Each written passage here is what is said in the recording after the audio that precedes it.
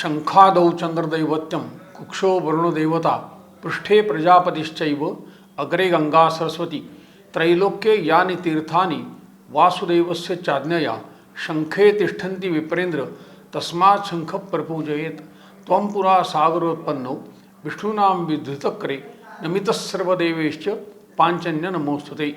ओम पांचन्याय विद्महे पावमानाय धीमहि तन्नो शंख प्रचोदयात्। ओम शंखाय नमः।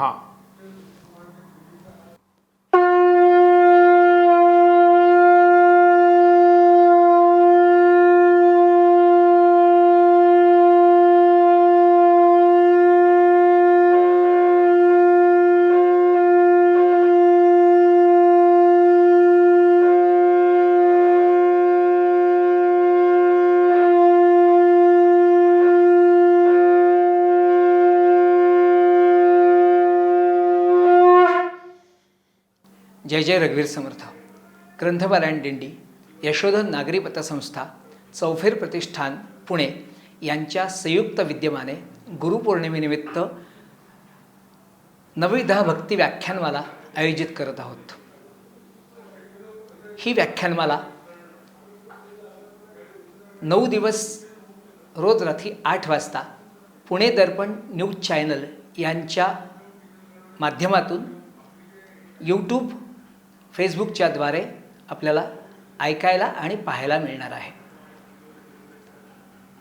या नवविधा भक्ती व्याख्यानमालेची सुरुवात आज पहिली भक्ती श्रवण भक्ती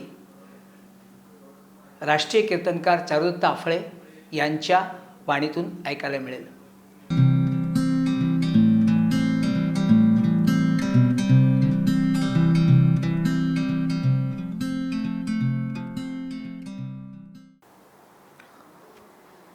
वक्रतुंड महाकाय सूर्यकोटी समप्रभ निर्विघ्नं कुरु मे देव सर्वकार्येषु सर्वदा। गुरुर्ब्रह्मा गुरुर्विष्णुः गुरुर्देवो महेश्वरः गुरुः साक्षात् परब्रह्म तस्मै श्री गुरवे नमः। मूकं करोति वाचालं पंगुं लंघयते गिरिं यत्कृपातमहं वन्दे परमानन्दमाधवम्।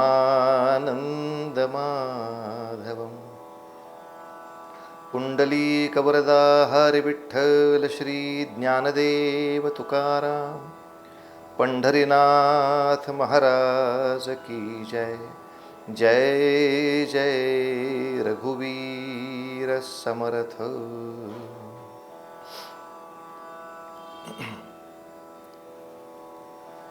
या विश्वामध्ये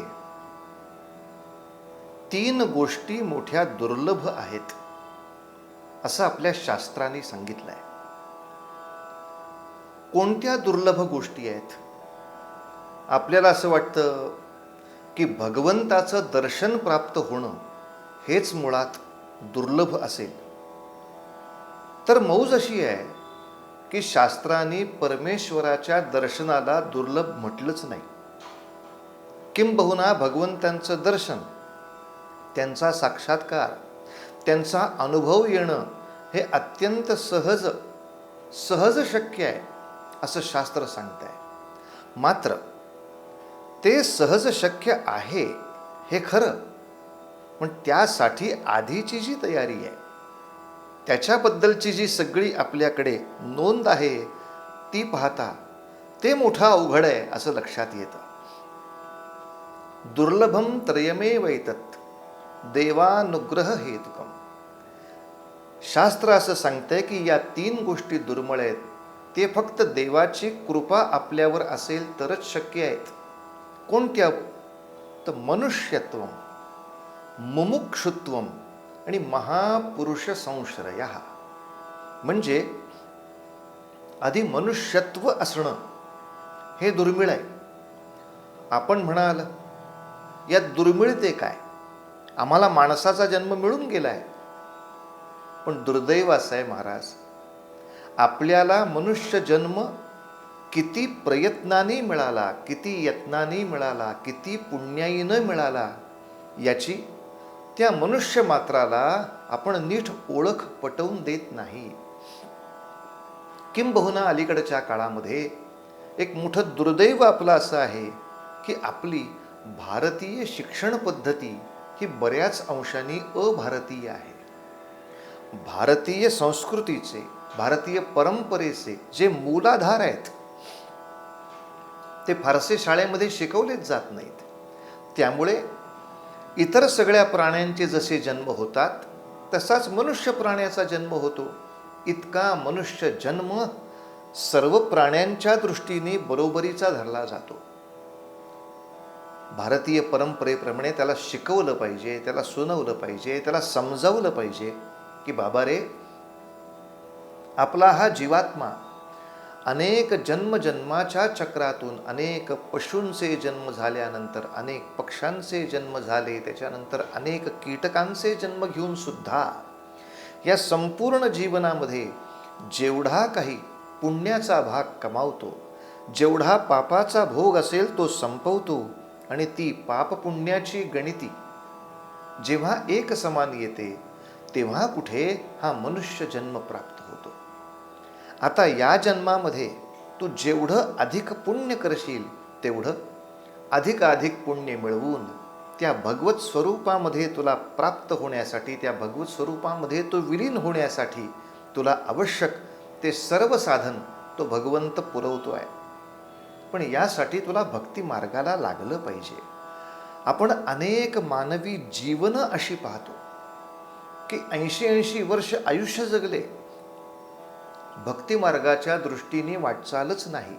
किंबहुना जन्माला या, मोठे व्हा, भाग्यात आहे ते शिक्षण घ्या, त्याच्यावरती व्यवसाय करा, त्या व्यवसायाप्रमाणे जे मिळेल ते मिळवा, त्याचा उपभोग घ्या आणि संपायचं तेव्हा संपून जा. या पलीकडे काही आयुष्य म्हणून असतं याची मानव मात्राला सुद्धा जाण नसावी, केवढं दुर्दैव आहे आपलं. तेव्हा माणसाचा नुसता जन्म नव्हे, त्यातलं माणूस पण मनाच्या पातळीवर जगेल तो मानव ना, देहाच्या पातळीवर जगेल तो पशु.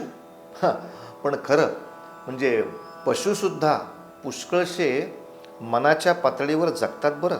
म्हणजे अगदी आपण त्याला नाही म्हणू शकत नाही. जे अनुभव साधारणत आपल्याला पाळीव जनावरांमध्ये अधिक येतात की आपल्या घरी आपण सांभाळलेलं जे काही कोणी श्वान महाराज असतील, कुत्रा असेल, त्यांना आपण नेहमी ताटलीमध्ये पोळी देतो किंवा भाकरी देतो किंवा काय चपाती देतो, अशी जर सवय असेल तर त्याचा तो मान असतो, त्याचा सन्मान असतो आणि त्याला त्याची स्मृती असते. त्यामुळे एखाद्या दिवशी घाई गडबडीत तुम्ही त्याच्या अंगावरती जर पोळी भिरकावलीत तो खात नाही. म्हणजे माझ्या पोटाला भूक लागली आहे तर जाऊ दे, कशी का पोळी मिळालेली असताना खाऊन टाकल्यावर माझी भूक भागणार आहे ना, खाऊ कशीही, असं होत नाही. पशुसुद्धा काही पातळीवर मनाचा सन्मान जपतात. अशा वेळेला वाटतं की पशुही मनाचा सन्मान जपण्याचा प्रयत्न करतात. मग माणसानी आपल्या मनाच्या सन्मानाचा विचार न करता, आपल्या आत्मिक आनंदाचा विचार न करता केवळ देहसुखाच्या दिशेनंच वाटचाल करावी आणि आयुष्य संपवावं. किती भयानक. आला आला प्राणी जन्मासी आला, केला झाला झाला बापुडा थोर झाला, केला केला व्यर्थ संताप केला, गेला गेला बापुडा व्यर्थ गेला. अशी अवस्था काही वेळेला माणसाची होते. आपल्या मानवी जीवनाला हे माणूस पण पाहिजे. माणूस पण याच्यामध्ये एक आणखीन महत्त्वाची गोष्ट अशी आहे की इतर प्राणी तर स्वामिनिष्ठ आहेतच, ते कृतज्ञ आहेत. आपल्यासाठी ज्याने ज्याने जे जे काही केलं त्याच्याबद्दल ते त्याला काही ना काही सेवा अर्पण करायचा, एकनिष्ठपणे त्यांची सेवा करण्याचा प्रयत्न करतातच. पण याच्यापेक्षा कृतज्ञतेची जाणीव मानवाला जास्त आहे, स्मृती जास्त आहे, आयुष्य जास्त आहे. तर आपल्याला ज्या भगवंतांनी निर्माण केलं, हे संपूर्ण विश्व जे आपल्यासाठी एवढं सुंदर त्यांनी बनवलं, म्हणून त्या परमेश्वराची आठवण ठेवावी, त्या परमेश्वराला आपल्याकडून यथाशक्ती काही असतील त्या सेवा आपण अर्पण कराव्यात. हे जे माणूसपण पाहिजे, मानवता पाहिजे, मनुष्यत्व पाहिजे, हे थोडं दुर्मिळ आहे. तेव्हा आधी मुळात पाप पुण्याचा हिशोब बरोबर येऊन मनुष्य जन्म मिळणं हे दुर्मिळच. पण त्याहीपेक्षा पुढचं, माणसाच्या जन्माला येऊन सुद्धा माणसासारखं जगायची इच्छा होणं, मनाच्या पातळीवर जगायची इच्छा होणं, आत्मिक आनंदासाठी काहीतरी जगायची इच्छा होणं, हे आणखीन दुर्मिळ आहे. दोन्ही अर्थाने मनुष्यत्व हे एक दुर्मिळ गोष्ट सांगितली आहे. पुढची गोष्ट अशी शास्त्र सांगतं, आणखीन पुढचं अवघड काय आहे तर ते मुमुक्षुत्व. म्हणजे या विश्वाच्या पसाऱ्यामध्ये आपण आलो हे खरं, आपल्या कर्मानुगतीनं आपण आलो, आपला पापपुण्याचा हिशोब योग्य झाला म्हणून आलो, अगदी मान्य. पण भारतीय परंपरेमध्ये जीवनाचं परमध्येय ठरलंय शेवटी पुन्हा परमात्म स्वरूपामध्ये विलीन होणं, त्या परमात्म्याला प्राप्त करणं. तर या दृष्टीनं, या दिशेनं आपली किती वाटचाल झाली. आणि मला परमात्म्याची प्राप्ती व्हावी, मला ह्या संसारातून बाहेर पडायचं आहे, मला या देहाच्या पातळीवरती फक्त उपभोगाच्या पातळीवरती नाही जगायचं, असं मनात येणं आणि मला मुक्त व्हायचंय ही निष्ठा दृढ होणं, याला मुमुक्षुत्व असं म्हणतात. मोठी अवघड गोष्ट आहे. मुमुक्षुत्वसुद्धा किती अवघड आहे आपण सगळेच जाणता. की एक लोककथा नेहमी सांगितली जाते.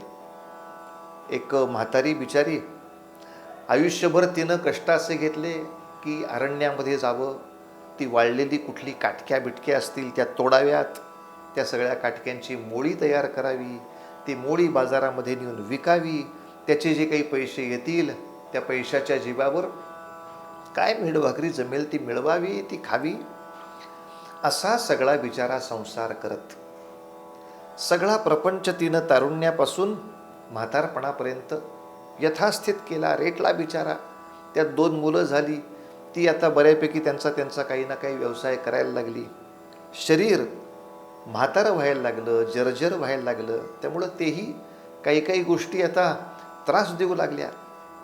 तेव्हा त्या बिचाऱ्या म्हातारीच्या मनामध्ये खूप वेळा यायचं, आता आयुष्य यात्रा थांबलेली बरी. म्हणून खूप वेळा ती म्हणायची, देवा उचल रे बाबा, आता उचल आता, असं म्हणायची. मोळ्या तोडायला. पण दुर्दैव तेच होतं त्या म्हातारीचं बिचारीचं, की मुलं आता चांगली करती करवती झाली होती, पण तिच्या नशिबी असलेली ते जंगलात जाणं, ते लाकडं तोडणं, ती मोळी बांधणं आणि त्या मोळ्या विकणं, ते काही भोग बिचारीचे थांबले नव्हते. अशीच रोज आपली मोळ्या तोडायला जरी गेली तरी घरातनं बाहेर पडताना देवाच्या मूर्तीसमोर, तसबिरीसमोर, देवघरासमोर आपली हात जोडायची थरथरत्या हाताने, देवा उचल रे बाबा, आता कंटाळले.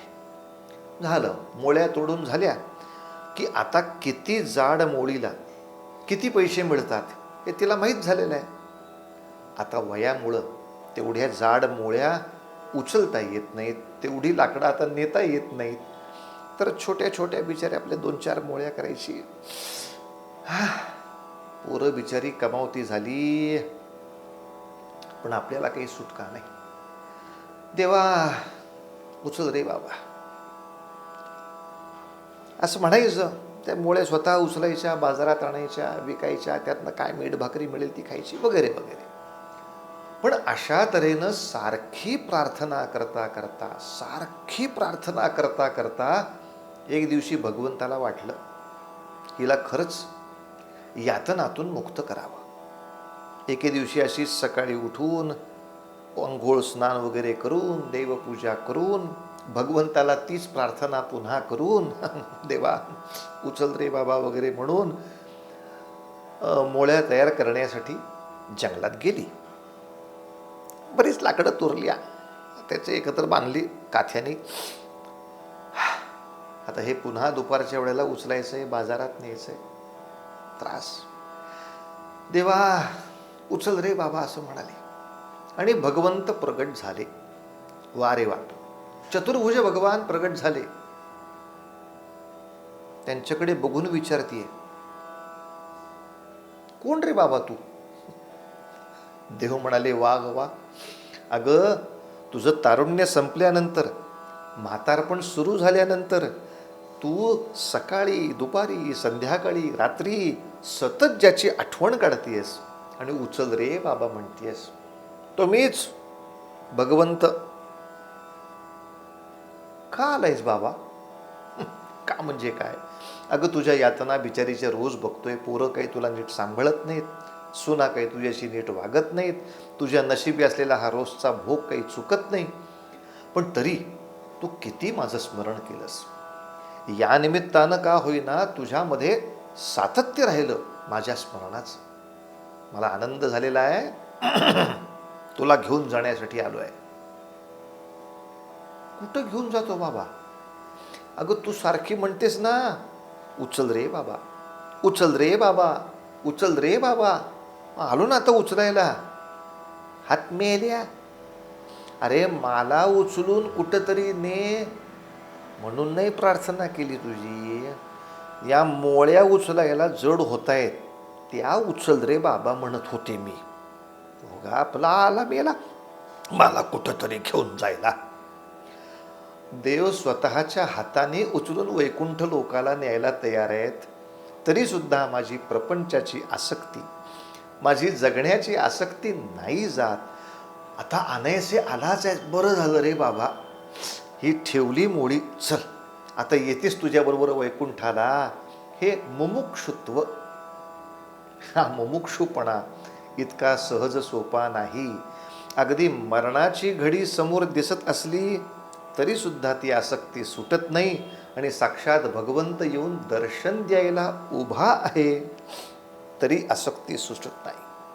तेव्हा शास्त्र असं सांगतं, 3 गोष्टी दुर्लभ. कोणत्या? पहिलं मनुष्यत्वम, दुसरं हे मुमुक्षुत्वम आणि तिसरं महापुरुष संश्रय. मी खूप मुक्त व्हायचं ठरवलं, पण तरीसुद्धा कसं मुक्त व्हायचं हे सांगणारा, हे शिकवणारा, त्या पद्धतीनं माझ्याकडून तो योग करवून घेणारा असा मार्गदर्शक मिळणं मोठी अवघड गोष्ट आहे, मोठी दुर्मिळ गोष्ट आहे. कित्येक वेळेला मुमुक्षुत्व प्राप्त होतंही, काही क्षणिक का होईना होतं, पण त्यावेळेला योग्य मार्गदर्शक मिळत नाही. मग पुन्हा एकदा आपण त्या आसक्तीमध्ये, त्या सगळ्या प्रपंचामध्ये अडकून जातो, त्या उपाधीमध्ये अडकून जातो. आपल्या सगळ्यांच्या कृपेनं ऋषीमुनींच्यापासून संत महंतांपर्यंत असे अनेक आपल्याला महापुरुष संश्रय प्राप्त झाले आहेत. मात्र आता त्यांनी सांगितल्याप्रमाणे, त्यांनी तेणे मुक्तिचारी साधियेल्या या नियमाने आपल्याला मुक्ती किंवा मोक्ष कसा मिळावा याच्या सगळ्या साधना स्वतः आचरून सांगितल्या आहेत, स्वतः आचरून ते शिकवले आहेत. आता त्याप्रमाणे आपण आचरण तर केलं पाहिजे. आता आपल्या मोक्ष साधनेसाठी, भगवंतामध्ये आपण स्वतःला विलीन करण्यासाठी, ते परब्रह्म स्वरूप स्वतःलाच प्राप्त होण्यासाठी ज्या साधना आहेत, त्या अनेक साधनांच्यापैकी नवविधा भक्ती हे एक फार मोठं साधन आपल्या शास्त्रामध्ये सांगितलं आहे, पुराणामध्ये सांगितलं आहे, संतांच्या वाङ्मयात तर सांगितलं आहेच. आणि अनेक महंतांनी सुद्धा याचा आग्रहाने उच्चार केला आहे. आपल्या शास्त्र पुराण ग्रंथामध्ये व्याख्या अशी आहे की या नवविधा भक्तीच्या माध्यमातून आपण सहजपणे भगवंतापर्यंत पोचतो आणि भगवंतामध्ये वास्तव्य करण्याचं महद्भाग्य आपल्याला लाभतं. अशा कोणत्या 9 भक्ती आहेत, कोणते 9 प्रकार आहेत ज्याच्या योगे आपण त्याच्यापर्यंत पोचू शकतो? ते शास्त्र आपल्याला सांगतंय, श्रवणं कीर्तनं विष्णू स्मरणं पादसेवनं अर्चनं वंदनं दास्यं सख्यं आत्मनिवेदनम. गोपाल कृष्ण भगवान की जय. भगवद्गीतेमध्ये, भागवत ग्रंथामध्ये, अनेक पुराण ग्रंथांमध्ये अशा तऱ्हेच्या या 9 भक्ती सांगितल्या आहेत. खरं म्हणाल तर भक्तीची व्याख्या करताना नारद महर्षींनी अशी केली आहे. नारद भक्तिसूत्र हा अतिशय सुरेख ग्रंथ आहे. 84 सूत्र सांगितली आहेत.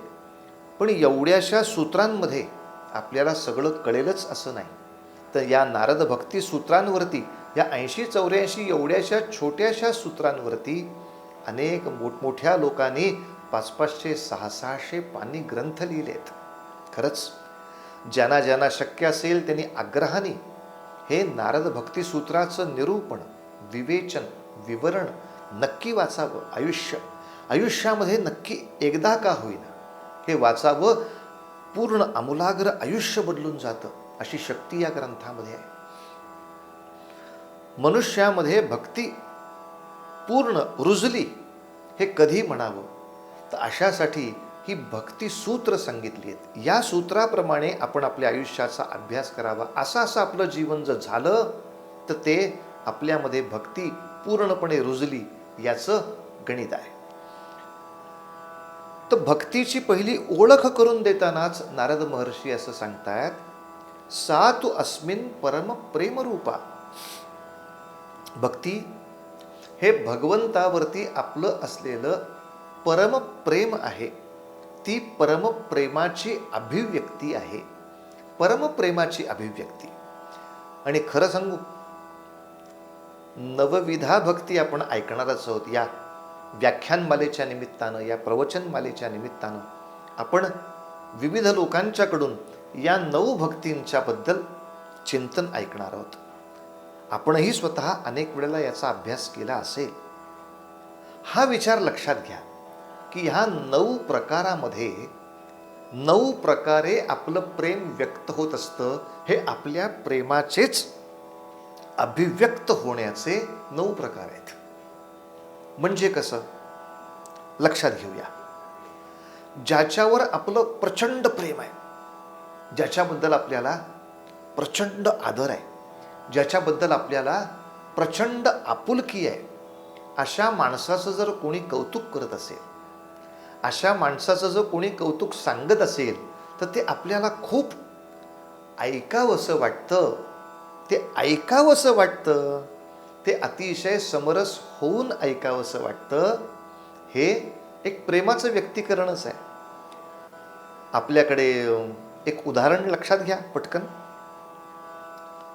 घरामध्ये आजोबा आहेत, आजी आहेत. आजी आजोबांच्या लग्नाचा 50वा दिवस असा काहीतरी साजरा होण्याचा प्रकार चालू आहे. ज्या नातवंडांचं, ज्या मुलांचं आपल्या आजी आजोबांवर नितांत प्रेम असेल, आजी आजोबा म्हणजे त्यांचे अगदी जीव की प्राण, प्रचंड लाडके असतील, त्याही दोघांनी या सगळ्यांचे खूप लाड केले असतील, त्या समारंभाला आपण अनेक लोकांना बोलवतो, अनेक लोकांना आग्रहाने अगदी रिसेप्शन वगैरे जेवू घालतो. आणि अशा अनेक आपले आप्तेष्ट जे आलेत त्यातल्या एखाद्या माणसानं समजा काही त्या आजी आजोबांच्या आठवणी किंवा आजी आजोबांवरचे एखादी कविता केली असेल, काव्य केलं असेल, आणि त्या समारंभात त्यांनी आपल्याला समजा सांगितलं की हे आजोबा म्हणजे बालमित्र, आजींच्या बरोबर त्यांचं लग्न झालं, त्या अगदी लग्नापासून आम्ही त्यांच्याबरोबरच आहोत सगळे, त्यांच्या 4 आठवणी सांगतो. तर त्या आठवणी तो सांगत असताना जणू काही आपण त्याच प्रसंगात आहोत. या समरसतेनं आपण जर ऐकल्या आणि एकदा नव्हे, त्या प्रसंगातल्या सगळ्या आठवणी ऐकल्या, त्या कविता ऐकल्या, ते सगळं ऐकलं, पण आपलं रिसेप्शन साधारण संपत आलेलं असताना पटकन अचानक 4-5 पाहुणे थोडे उशिरा आले, थोडे उशिरा पोचले. तर उशिरा पोचलेल्या पाहुण्यांना नीट पहा, आपण असं करतो का नाही? आपण ती डिश तर देतोच त्यांना, जे काय आपलं ते अल्पोपहाराची थाळी ठरलेली असेल ती देतोच. पण ज्याने कोणी त्या आठवणी सांगितल्या असतील, ज्याने कोणी ती कविता म्हटली असेल आजी आजोबांवरची, त्याला आपण परत बोलवतो, अहो अहो अहो काका, अहो या ना, परत या, परत या. काय काय ते मगाच्या त्या 2 आठवणी सांगा ना जरा परत. हो, हे आत्ता नवीन आलेत, म्हणजे आत्ता आमचे पाहुणेच आहेत, आमच्या शेजारीच राहायला आलेत, पण ते आत्ता आलेत, त्यांनी ते ऐकल्या नाहीत हो. म्हणजे आपण जे ऐकलंय ते त्यालाही ऐकायला मिळावं ही इच्छा, आणि पुन्हा तो माणूस त्या आलेल्या पाहुण्यांसाठी सांगत असताना सुद्धा आपण त्याच्यात रमून जातो. आपली भावना अशी असते का, ठीक आहे, ते काय माझं ऐकून झालेलं आहे, आता तुम्ही काय ते ऐका, मी तेवढ्यात जरा चहा घेऊन येतो. असं नाही होत आपलं. आपण 10 गोष्टी परत बाजूला ठेवतो आणि त्या पाहुण्यांना पहिल्यांदाच त्या आठवणी ऐकायला मिळत असल्यामुळे ते रंगून जातात. पण आपण त्या आठवणी परत ऐकताना सुद्धा तेवढेच रंगतो, तेवढंच काही वेळेला डोळ्यात पाणी येतं, तेवढ्याच आनंदाने आपण हसतो, तेवढ्याच आनंदाने आपण टाळ्या वाजवतो. हे आपल्या आजोबांना, आपल्या आजीला आपण नितांत प्रेम करतो आहोत याचं उत्तर मिळत असतं. प्रेमाचं आविष्करण आहे अतिशय मनापासून समरस होऊन ऐकायची इच्छा होणं किंवा ऐकणं. आता एवढं मोठं निरूपण मी केल्यानंतर आपल्याला कळेल, खूप असे समारंभ दुर्दैवी मी पाहिले आहेत की जे आजी आजोबांच्या वाढदिवसाच्या निमित्ताने असतात. त्यावेळेला अल्पोपहारामध्ये, डिशमध्ये काय करायचं याचा निर्णय सुद्धा आजी आजोबांच्या हातात नसतो. तेव्हाही त्यांना बिचाऱ्यांना कोणी विचारत नाही. आणि समारंभ जेव्हा प्रत्यक्ष सुरू होतो, लोकांना आमंत्रण जातात, लोक येतात, त्याच्यानंतर घरातली सगळी माणसं आलेल्या लोकांचं आदरातिथ्य करण्यामध्ये अशी रंगून जातात. कारण जे बोलवलेले असतात ते उद्या काहीतरी आपल्या व्यवसायाच्या दृष्टीनं आपल्या उपयोगी पडतील या अंदाजाने पुष्कळसे बोलवलेले असतात. ते आजी आजोबांचे लाडके असावेच लागतात असं काही नाही. तेव्हा त्यांच्याशी गप्पा मारण्यात, त्यांच्याशी बोलण्यात, त्या लोकांना खुश ठेवण्यामध्ये आपली सगळी नातवंड, मुलं बाळं गुंतलेली दिसतात. आणि त्यातही समजा एखादा कोणी जर म्हणू लागला की तुम्ही सगळ्या घरच्या लोकांनी एवढ्या प्रेमाने, आपल्या आजी आजोबांवरच्या अथक प्रेमाने हा इतका छान समारंभ केला आहे, तर मी त्यांच्या 1-2 आठवणी सांगतो बरं का, आणि मी त्यांच्यावर एक छान कविता केली आहे, ती म्हणून दाखवतो बरं का. आता जर मुलं म्हणाली, ओ काका, ते त्या आठवणीन कविता राहू द्या हो, ते आधी मुळात आपले बटाटे वडे कसे झालेत ते सांगा. अहो केटर खुश झाला पाहिजे. म्हणजे आजी आजोबांबद्दल तुम्हाला जर ऐकायची इच्छा नाही, त्यांच्या कौतुकाचं एक काव्य ऐकण्यासाठी सुद्धा 5 मिनटं मला काढायला वेळ नाही. आजी आजोबा खुश आहेत का, संतुष्ट आहेत का, लोक त्यांना नीट भेटत आहेत का, हे बघायला मला वेळ नाही. पण आलेल्या पाहुण्यांच्या बरोबर पुढच्या व्यवसायाचं डीलिंग कसं होईल या दृष्टीनं मला जर वेळ घालवायला असेल, केटररच्या संतोषासाठी मला 50 गोष्टी करायच्या असतील, तर हे काही आजी आजोबांच्या प्रेमासाठी झालेलं प्रकरण नव्हे. आजी आजोबांचा वाढदिवस डोळ्यासमोर धरून आपल्या व्यवसायाच्या दृष्टीनं आपण केलेलं एक व्यावसायिक संमेलन इतकाच त्याचा अर्थ होईल. आणि अशाच अनेक संमेलनांना आपण त्या व्यक्तीबद्दलच्या प्रेमाचे प्रसंगन समारंभ म्हणतो. दुर्दैव आहे अलीकडच्या काळाचं. अनेक समारंभ हे दिखाऊ झालेत, अनेक समारंभ हे व्यावसायिक गणितामुळे झाले आहेत. ते असो, आता आपल्या परमार्थाच्या दृष्टीनं जर बघायचं असेल तर भगवंताबद्दल ऐकण्याचा मी कंटाळा करणं, भगवंताबद्दल ऐकण्याचा मी आळस करणं आणि त्याला सोडून इतरांना खुश करण्यासाठी इतरांचं अनेक ऐकणं, हे माझं भगवंतावर तितकंसं प्रेम नाही हे सिद्ध करणं आहे, हे प्रगट करणं आहे. आणि भगवंताबद्दलचं जर प्रेम असेल तर इतर सगळ्या सुखाच्या गोष्टी मी बाजूला सोडीन. आणि जेव्हा मला त्या भगवंताच्या कथा ऐकण्याची संधी असेल तेव्हा मी तितक्याच आवडीनं, तितक्याच तन्मयतेनं त्या सगळ्या कथा ऐकीन, पुन्हा पुन्हा ऐकीन. तर प्रेमाची अभिव्यक्ती एक आहे पहिली, ती म्हणजे श्रवण. ते ऐकणं, ऐकावंसं वाटणं, समरस होऊन ऐकणं ही एक अभिव्यक्ती आहे. आता ज्या कथा ऐकल्या आहेत त्या यथाशक्ती दुसऱ्याला सांगणं, अनेकांपाशी ते कौतुक पोचवणं, ही पण एक प्रेमाचीच अभिव्यक्ती आहे, नाही का? त्या अभिव्यक्तीला आपल्याकडे कीर्तन भक्ती असं म्हटलंय. पहिल्या भक्तीला आपण श्रवण भक्ती असं म्हटलंय आणि दुसऱ्या प्रकारची जी अभिव्यक्ती आहे त्याला कीर्तन भक्ती असं म्हटलंय, की त्याची कीर्ती अनेकांना सांगणं, अनेकांच्यापर्यंत पोचवणं, श्रवणम कीर्तनम. आणखीन प्रेमाची अभिव्यक्ती कुठली? समजा आत्ता कोणी कथा सांगत नाहीये आणि मी ऐकत नाहीये, आणि आत्ता मी ती कथा कोणाला सांगतही नाहीये, मीही कोणाला सांगत नाहीये, आत्ता श्रवणही चालू नाहीये आणि कीर्तनही चालू नाहीये, तर मग प्रेमाची अभिव्यक्ती काय असेल? स्मरणम. त्याची मला कायम आठवण आहे.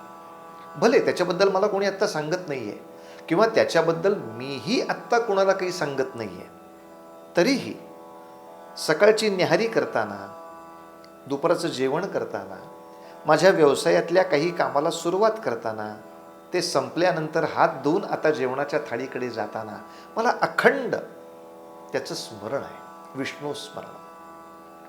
आणि असं अखंड आठवण राहणं आपल्या सगळ्या आचरणातून त्याला बरं वाटेल ना, तो दुखावणार नाही ना, अशी काळजी घेतच आपलं सतत आचरण करत राहणं, हे प्रेमाचं आणखीन एक अभिव्यक्त स्वरूप आहे. ही जी आपली तिसरी प्रेमाची अभिव्यक्ती आहे त्याला स्मरणभक्ती हा विषय आहे. त्याच्यात नामस्मरण आहेच, पण नामस्मरणापेक्षा सुद्धा त्याचं स्मरण, भगवंताचं स्मरण. आणि स्मरण म्हणजे सुद्धा लक्षात घ्या, आपण गृहपाठ वेळच्या वेळी करतो का? मास्तर रागवतील हो, त्या मास्तरांचं स्मरण आहे. आपण आपला वर्गपाठ वेळच्या वेळी करतो का? हा वर्गपाठ छान केला की आपले क्लास टीचर आपल्याला शाबासकी देतील हो, हे त्याचं स्मरण आहे. तर त्याला दुःखपत नाही ना होणार, त्याला दुःख नाही ना होणार, त्याला कमीपणा नाही ना वाटणार. मी त्याचा विद्यार्थी आहे असं म्हणण्यासाठी किंवा मी त्याचा आहे असं संबोधण्यासाठी त्याला संकोच नाही ना होणार. याचं मला स्मरण राहणं, त्यानुसार मी माझं आचरण ठेवणं, ही एक प्रेमाची अभिव्यक्ती आहे. त्याला स्मरणभक्ती असं म्हटलं आहे. मग यथाशक्ती त्याची मी सेवा करणं, अशी पण एक प्रेमाची अभिव्यक्ती असते. माझं त्याच्यावर प्रेम आहे म्हटल्यानंतर काही ना काही तर मी सेवा त्याला अर्पण करीन, काही ना काही पद्धतीनं त्याची सेवा करीन. ती सेवा आपण प्रदान करणं, याला चौथी भक्ती, पादसेवन भक्ती असं म्हटलेलं आहे. जरी मी त्याची सेवा करतोय, मी त्याच्याबद्दलचं ऐकतोय, श्रवण करतोय, मी त्याची गुण सांगतोय, कीर्तन करतोय, मी त्याचं आठवण ठेवतोय, स्मरण ठेवतोय, पण म्हणून त्याच्या वाढदिवसाच्या दिवशी मी त्याला एखादं फूल आणून देऊ नको का? ते द्यायला हरकत काही नाही ना. सकाळी त्याच्या कपाळी चंदन समजा मला लावता आलं, त्याच्या कपाळी गारवा आला, उन्हातान्हातून आल्यानंतर मी त्याच्या पायावर पाणी घातलं, त्याला छान वाटलं, अशी छोटी छोटी जी यथाशक्ती मला सेवा करणं शक्य आहे ती, अशा मी सेवा अर्पण करणं, ही सुद्धा एक प्रेमाचीच अभिव्यक्ती आहे. ती पादसेवनामध्ये आहे. आणि असं फूल द्यावं, चंदन गंध लावावं, त्याला उत्तम वस्त्र आपल्याकडून पोचवावीत, ही अर्चन भक्ती आपण मान्य केली आहे. ज्याच्याबद्दल आपल्याला नितांत प्रेम आहे, नितांत आदर आहे, नितांत आपुलकी आहे, त्याच्याबरोबर आपण नम्र राहणं इतकंच नव्हे, तर त्या आपल्या परमप्रिय जी कोणी व्यक्ती असेल, जे कोणी महापुरुष संत सज्जन असतील, ते ज्यांना ज्यांना सन्मान देतात, त्या सर्वांच्या प्रती माझ्या मनामध्ये विनम्र भाव असणं, ही वंदन भक्ती आहे. ही प्रेमाची एक अभिव्यक्तीच आहे, त्याला वंदन भक्ती असं नाव आहे.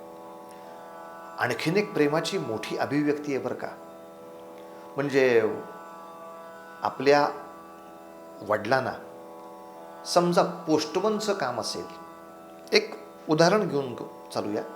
पोस्टमनचं काम असेल, आता पोस्टमनच्यासाठी खूप सोयी चांगल्या झाल्या आहेत आणि त्या आवश्यकही आहेत, की अगदी 6-6, 10-10 मजली इमारत असेल तर आता प्रत्येकाच्या घरात येऊन काही तो पत्र टाकणार नाही, तर तळमजल्यालाच सगळ्यांच्या नावाच्या अशा पत्रपेट्या करायच्या, त्या पेट्यांमध्ये तो पत्र टाकेल, ज्याने त्याने ती घेऊन जावीत.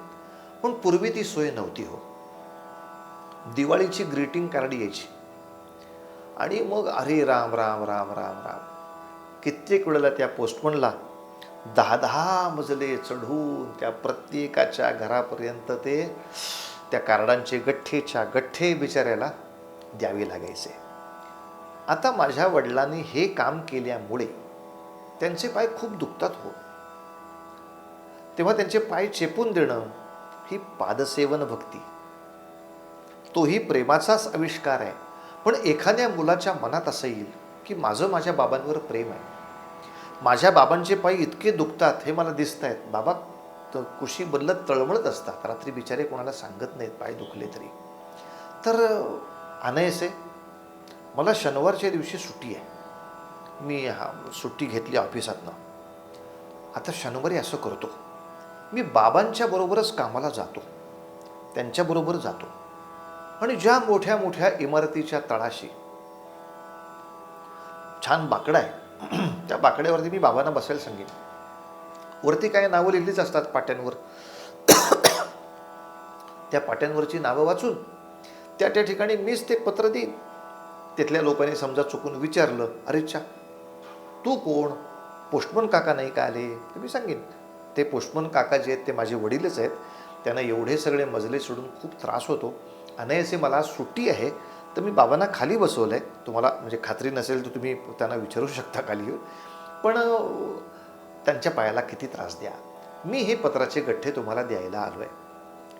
असं आपण आपल्या वडिलांवर जे प्रेम करतो त्यांचं काम एखादं आपण करावं आणि त्यांना आराम द्यावा, हे सुद्धा प्रेमाचं एक व्यक्त स्वरूप आहे. म्हणजे काम करताना आई दमली तर तिचे पाय चेपून देणं मुलीनं, हेही प्रेमाचं स्वरूप आहे. पण आई दमली तर आई तू आज नको स्वयंपाक करू, तुझ्याऐवजी मी स्वयंपाक करते असं सांगणं, हेही एक प्रेमाचं आणखीन व्यक्त स्वरूप आहे. तर श्रमपरिहार करणं या अभिव्यक्तीला आपल्याकडे पादसेवन भक्ती म्हणतात आणि तुझ्याऐवजी आता मी काम करते या भक्तीला आपल्या या पारमार्थाच्या परंपरेमध्ये दास्यभक्ती असं म्हणतात. ती दास्यभक्ती आहे.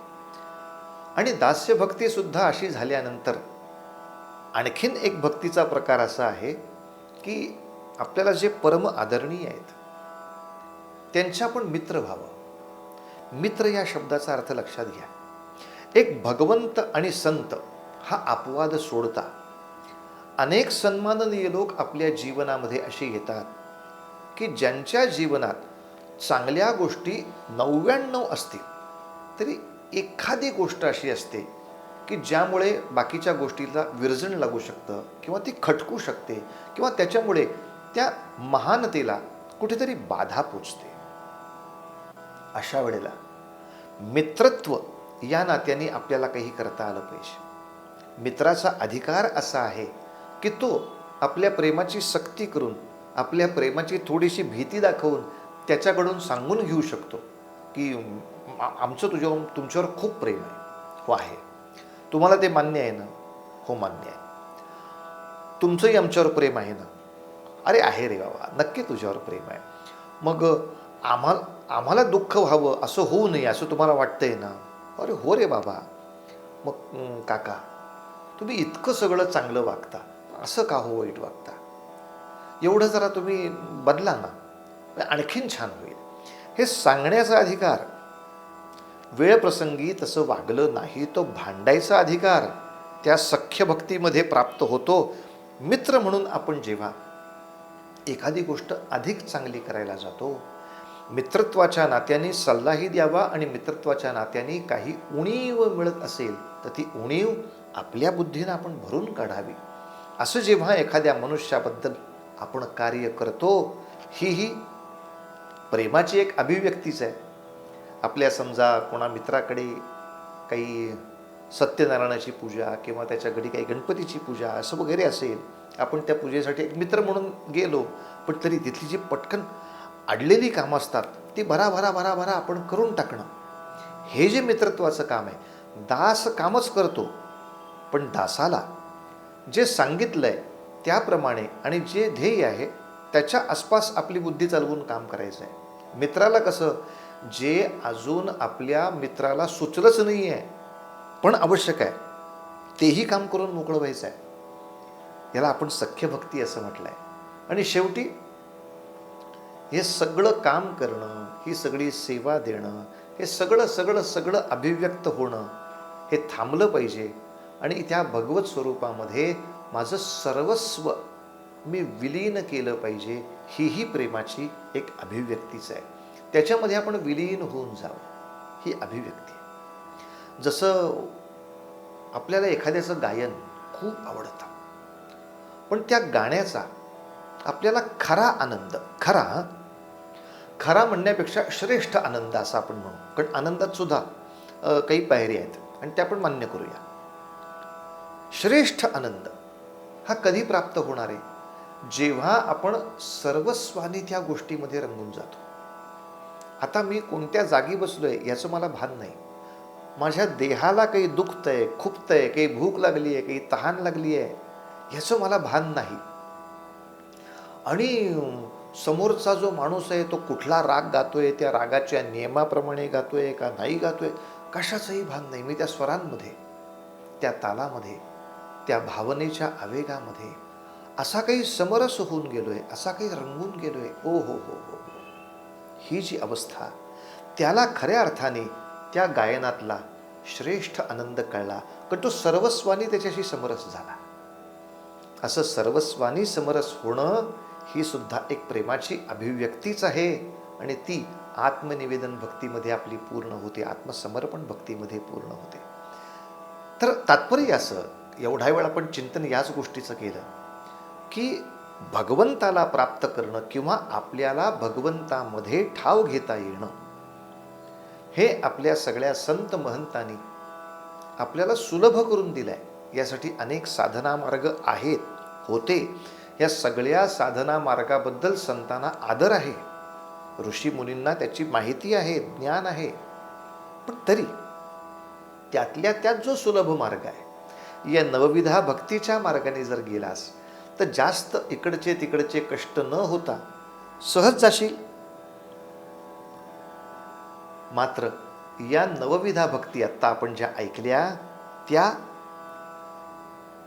जिव्हाळ्याने झाल्या पाहिजेत, प्रेमाने झाल्या पाहिजेत. आता आपण कल्पना करा कसं विनोदी वाक्य तयार झालं का नाही. भक्ती म्हणजेच मुळात प्रेमाचं स्वरूप. आता ते प्रेमाचं स्वरूप प्रेमाने झालं पाहिजे. या वाक्याला काय अर्थ आहे का? म्हणजे जरा प्रेमाने प्रेम करा असं म्हटल्यासारखं झालं. जगद्गुरु तुकोबारायांनी त्यासाठी तसा अभंग लिहिला. जाणे भक्तीचा जिव्हाळा, तोची दैवाचा पुतळा. जाणे भक्तीचा जिव्हाळा, आणिक नये माझ्या मना, हो का पंडित शहाणा. आणिक नये माझ्या मना, हो का पंडित शहाणा. जाणे भक्तीचा जिव्हाळा, जाणे भक्तीचा जिव्हाळा. नामरूपी जडले चित्त, नामरूपी जडले चित्त. दास त्याचा मी अंकित, दास त्याचा मी अंकित. जाणे भक्तीचा जिव्हाळा, जाणे भक्तीचा जिव्हाळा.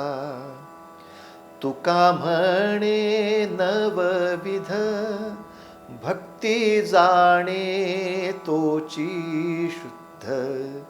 जाणे भक्तीचा जिव्हाळा, जाणे भक्तीचा जिव्हाळा. पंढरीनाथ महाराज की जय. जाणे भक्तीचा जिव्हाळा, तोच दैवाचा पुतळा. ज्ञानेश्वर माऊलींनी सुद्धा आपल्या हरिपाठामध्ये याच अर्थाचा एक अभंग लिहिलाय. भावे वीण भक्ती, भक्ती वीण मुक्ती, आणि बळे वीण शक्ती बोलू नये. मी भक्ती करतो, हे त्या ठिकाणी भाव नसेल, प्रेम नसेल, तर त्याला काही अर्थ नाही. ते नाही बोललास तरी चालेल, ते बोलू नये, ते बोलूही नये. मग प्रेम प्रेमाने करावं असं का सांगावं लागलं? हा अभंग महाराजांना का लिहावा लागला? याचं कारण असं असावं, असं घडलं असावं की हे एकदा 9 प्रकार कळले, नवविधा भक्ती समजली, ते अभिव्यक्त कसं व्हायचं हे समजलं, तर कित्येक वेळेला त्यामागे भाव न ठेवता, जिव्हाळा न ठेवता कर्मकांड करणारी माणसं तयार झाली. मी खूप मोठा भगवत भक्त आहे का? गेली 40 वर्ष मी या खांबाला टेकून कीर्तन ऐकतोय. वा वा, काय कीर्तन, काय ह्या बुवांची कीर्तनं, काय त्या बुवांची कीर्तनं, काय ह्यांची कीर्तनं, काय त्यांची अप्रतिम. हो, वा वा. 40 वर्ष साधी नाही, इथे याच खांबाशी बसून, दुसऱ्या कोणाला बसू देत नाही इथे. मी उठावतो, इथेच बसून ऐकतो. हे सगळं छान आहे आजोबा, पण रोज नामस्मरण किती करता? ते काय करायचंय? म्हणजे एक माळ सुद्धा नामस्मरण करत नाही. शेव बरं, ते मग घरातल्या देवाची पूजा, देवघरच नाही, डोक्याला तापच नाही, ती करत नाही तुम्ही. नाही. मग गाथेचं वाचन, त्यातल्या एखाद्या अभंगा, गाथाच नाही, आणलंच नाही घरी काही. अहो, सारं मंदिरात उपलब्ध आहे, इथे खांबाला टेकलं की सगळं ऐकायला मिळत आहे. काय करायचं आहे? अशी जर माणसं भेटली तर काय करावं मला सांगा. म्हणजे त्याला कशाचं मोठेपण आहे? तो 40 वर्ष फक्त कीर्तनं ऐकतोय, त्याच्या मागे त्याचं प्रेम नाही, त्याच्या मागे भाव नाही, ते करण्याची त्याची इच्छा नाही, किंबहुना ते करायला लागू नये म्हणून त्यांनी ग्रंथासकट देवघराला छाट लावली आहे. असे भावना शून्य जेव्हा फक्त कर्मकांड करणारे श्रोते सापडतात, तेव्हा संतांना हे सांगायची वेळ येते की मग असं ऐकून तसा काही उपयोग नाही, तसा काही उपयोग नाही. ते प्रीतीनंच झालं पाहिजे, ते प्रेमाने झालं पाहिजे, ते जिव्हाळ्यानेच झालं पाहिजे. म्हणून आज आपण श्रवण भक्तीबद्दल जे बोलतो आहोत, त्याचं कारण हे की त्या उपास्य दैवताबद्दल, त्या संत महात्म्याबद्दल, त्या ग्रंथाबद्दल मुळात प्रेम उत्पन्न होण्यासाठी श्रवण आवश्यक आहे. त्या गोष्टीबद्दल मी काही ऐकलंच नाही, मी कोणत्या प्रेमाने करू? मी कोणत्या प्रेमाने, कोणत्या आदराने त्याच्याशी वर्तन करू? तेव्हा अर्थात हा नियम काही फक्त परमार्थाचाच आहे असं अजिबात नाही. हा जगामध्ये सगळ्या गोष्टीचा नियम आहे. या दिवाळीला आपण गोव्याला गेलंच पाहिजे अशी कार्टी हट्ट धरून बसतात. का बसतात मला सांगा? कारण एकच, 100 लोकांकडनं त्यांनी गोवा या विषयाचं ऐकलेलं असतं. तिथे बाकीच्या लोकांनी काय जाऊन मजा केली ते सारखं ते ऐकवतात, आपली पोरं ऐकतात. ते सतत ऐकल्याने त्याच्या मनामध्ये एक गणित तयार झालं, नाही नाही आता तिथं गेलंच पाहिजे. आणि त्या ऐकण्याचा दुसरा एक फायदा असतो, मग तुम्ही हो म्हणा फक्त, गोव्याला जाऊया म्हणून, आणि तिथे एखाद्या दिवसाची जरी सहल केली आणि त्या सहलीमध्ये आपली कितीही गैरसोय झाली, कितीही गैरसोय झाली तरी ती गैरसोय म्हणजे सुद्धा किती छान होतं याच्यावर निरूपण करतील पोरं आपली. का तर त्याच्याबद्दल खूप छान ऐकलंय, त्याच्याबद्दल खूप छान ऐकलंय. एका गोष्टीची तर मजा सांगतो.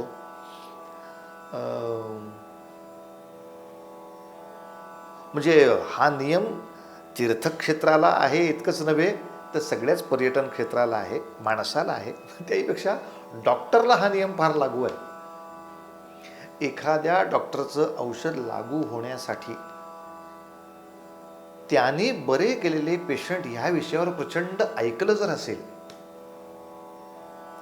तर अशा माणसाच्या मनात एखादा पेशंट फेल गेला तरी फारशी श्रद्धा त्याची बिघडत नाही, फेल होत नाही. आणि त्या डॉक्टरनी आता बाटलीत भरून तुम्हाला पाणी जरी दिलं तरी तुम्ही बरे व्हाल. का? तर तुमची एक विलक्षण श्रद्धा बसली, तुमचं एक विलक्षण प्रेम बसलं. हे डॉक्टर कळतील ते छानच करणार. बरं, काही डॉक्टरनाही ते माहीत असतं.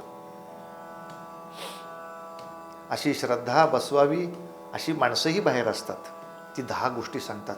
या डॉक्टरांकडे मी आलो, त्याच्या आधी असे 50 डॉक्टर झाले होते आणि हे झाल्यामुळे इतकं मला आता बरं वाटायला लागलं. अमुक तमुक 50 वेळा त्यांनी ऐकलं की तो अस्वस्थ होतोच.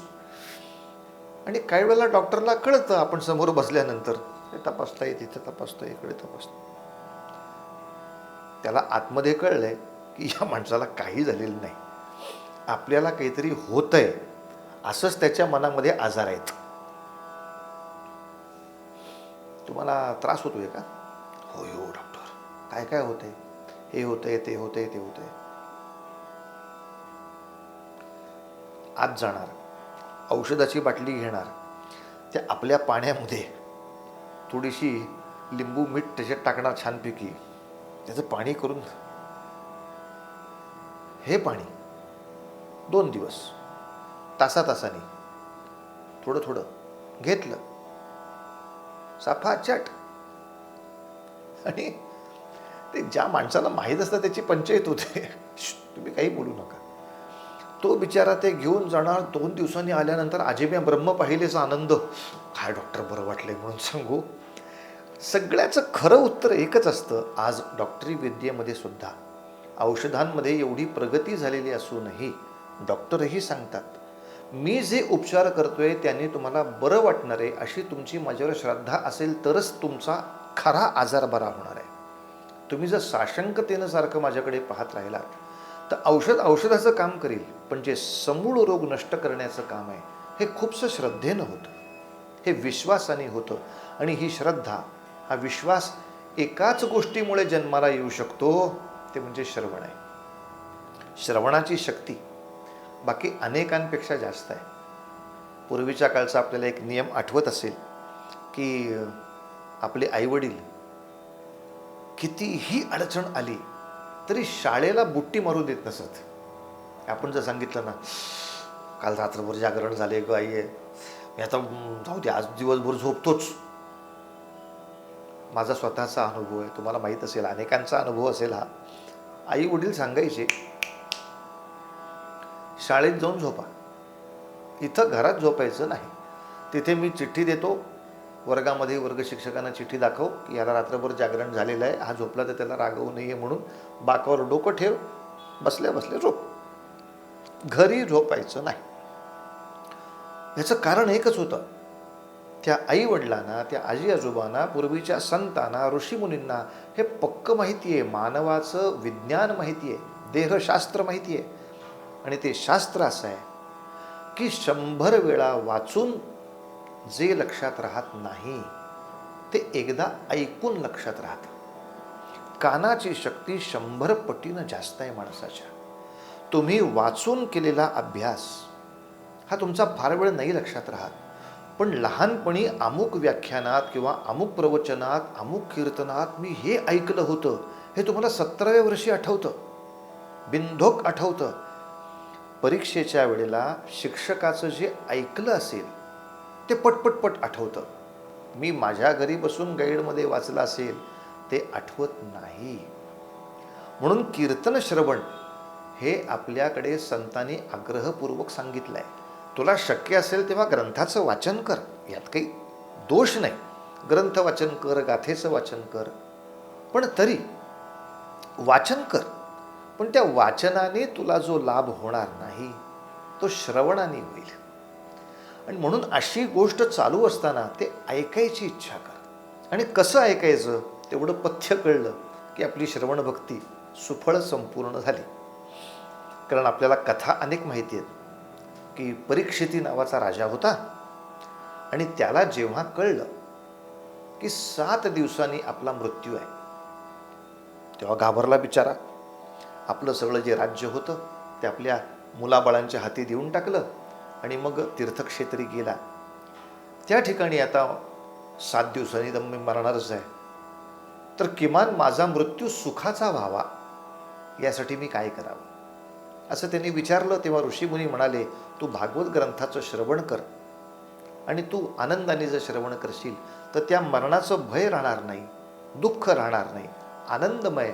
आणि आता तो नुसता मृत्यू पुढच्या जन्म मरण चक्रामध्ये तुला अडकवणार नाही. तू परमेश्वर स्वरूप भगवंतामध्ये विलीन होऊन जाशील, तुला वैकुंठवास लाभेल. आणि अशा वेळेला शुकाचार्याने भागवत सांगावं आणि परीक्षितीनं ते ऐकावं. अशा एका सप्ताहाच्या श्रवणामध्ये त्याचा उद्धार झाला. ही आपल्याला कथा माहिती आहे. मग आपण म्हणतो आम्ही कशाला 50 वेळा भागवत ऐकायचो, आम्हाला एका श्रवणामध्ये नाही का मोक्ष मिळणार? मिळेल ना, पण अट अशी आहे, परीक्षितीनं ज्या तन्मयतेनं ते ऐकलं, ज्या एकरूपतेनं ऐकलं, तेवढी एकरूपता आपल्याला त्या कथेमध्ये जमणार आहे का? ती एकरूपता हळूहळू हळूहळू त्याची प्रत जसजशी वाढेल तसतसं आपण त्याच्यामध्ये समाविष्ट व्हायला सहज, सोपे, सुलभ होऊ. पण तोपर्यंत अनेक वेळा ते ऐकावं लागेल. त्याला एका श्रवणामध्ये प्राप्त झालं याचं कारण लक्षात घ्या आणि अशा तऱ्हेनं ऐकण्याचा थोडा सराव करूया आपण. एखाद्याचं कीर्तन ऐकलं, एखाद्याचं प्रवचन ऐकलं की आपण नको त्या गोष्टीचंच कौतुक करत बसतो. त्यांचा सदरा किती चांगला होता, त्यांनी अत्तर किती छान लावलं होतं, त्यांनी भांग किती छान पाडला होता, त्यांच्या मागचं डेकोरेशन किती छान होतं, त्यांनी किती विनोद केले, आम्ही हसतच बसलो. फक्त आपण म्हणजे हास्य क्लबमध्ये गेल्यासारखं आपण प्रवचनाला गेलो काय? आपण श्रवण करायला जेव्हा गेलो, किंवा काही माणसं हेही सांगतात, अहो त्यांनी त्या 4 कथा सांगितल्या काही इंटरेस्ट आला नाही मला त्याच्यामध्ये. का? अहो त्या पूर्वी ऐकल्या होत्या. असं नाही करू, असं नाही करू. आपण ती कथा ऐकताना पुन्हा एकदा आपल्या मनाला आपणच सांगायचंय की तू असा याच्याशी रममाण हो, जणू काही तू परत पहिल्यापासून कथा ऐकतोयस, असा रममाण हो. आणि यासाठी एक दृष्टांत नाथ महाराजांनी दिलाय, तेवढा दृष्टांत सांगतो, तो लक्षात ठेवा आणि याच पद्धतीनं श्रवण करण्याचा प्रयत्न करा. जन्मभर आपल्याला अध्यात्मज्ञानाचा प्रचंड साठा सापडेल आणि जो साठा आपण घेतला आहे त्याच्यामध्ये प्रचंड मोठा आनंद आपल्याला गवसेल. ते पथ्य असं आहे, पुत्राची वार्ता शुभ ऐके जैशी माता. अलीकडच्या काळामध्ये हे कोणालाही पटण्यासारखं दृष्टांत आहे. नाथाने काय सुंदर दृष्टांत दिलाय की आता शिक्षण झालं, नोकरी लागली, व्यवसाय सुरू झाला, मुलं मोठी झाली. अशा वेळेला आता व्यवसायाच्या निमित्ताने कुठेतरी दुसरीकडे राहावं लागतं. मग मुलांनी बिऱ्हाड बदललं, इकडं जाऊन राहिलं आहे, कुणी त्या गावात जाऊन राहिलं आहे. आता त्या गावाहून जी मनस्वी मुलं असतात ती आपली सगळी ख्याली खुशाली जी आहे ती आपल्या आईवडिलांपर्यंत कोणाच्या तरी मार्फत पोचवत जातात की तुम्ही चाललंय का आमच्या गावाला, मग हे 2 फोटो पोचवा, हे आमच्या बायकोनं छान चिवडा केला आहे तो सुद्धा आमच्या आईबाबांना द्या आणि त्यांना ख्याली खुशाली सांगा. मग आपण त्यांचा तो चिवडा घेणार, त्याने दिलेलं काहीतरी ते हे घेणार, फोटो घेणार 2-3 ह्या वर्षात त्यांनी काढलेले. आणि असं आपण त्या आजी आजोबांच्याकडे गेलो तेव्हा कसा आहे आमचा बंड्या, छान आहे ना, त्याचं घर कसं आहे. आता हे आजी आजोबा त्यांच्या बंड्याकडं आत्तापर्यंत 4 वेळा जाऊन आलेत. त्यांनी ते घर बघून झालंय, ते बंड्याबरोबर राहून आलेत, त्याची बायकोबरोबर संवाद करून आलेत. सगळं सगळं सगळं त्यांना आधीपासून माहिती आहे. पण तरी यावेळेला ते जे विचारतात ना, कसा आहे आमचा बंड्या, काय म्हणते आमची सुनबाई, नातवंड काय करतायत सांगा बरं. आणि आपण समजा काही छोट्या छोट्या गोष्टी सांगितल्या, असं असं घरात केलंय, हे ते आई वडील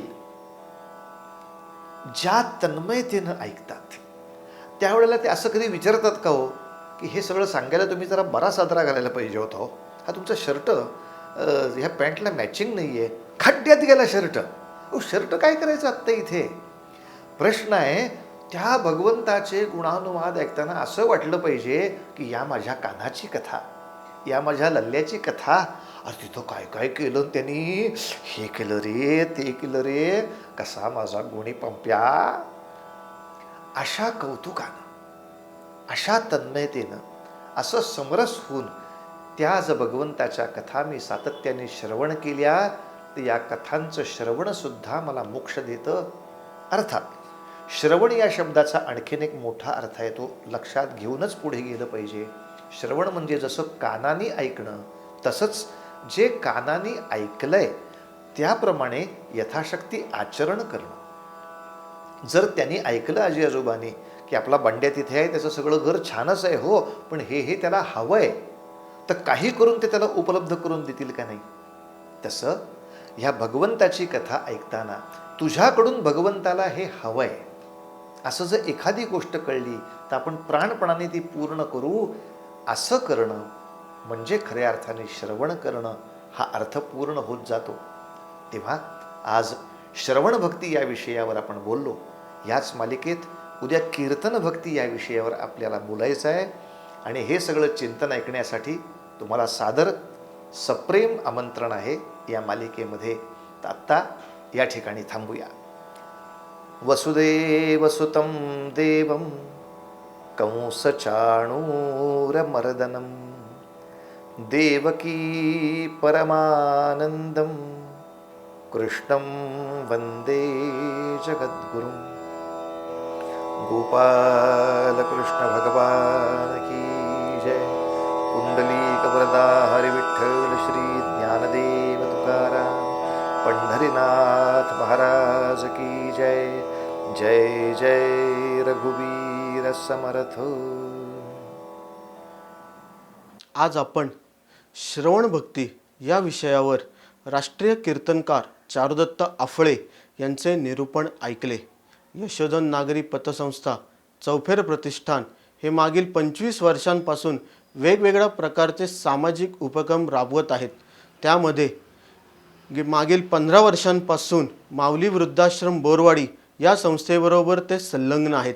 समाजातील आर्थिकदृष्ट्या दुर्बल असलेल्यांकरता मदतीचा हात पुढे यशोधन पतसंस्था हे करत असते. 2019 पासून या तीनही संस्था एकत्रितरित्या आध्यात्मिक उपक्रम राबवत आहेत.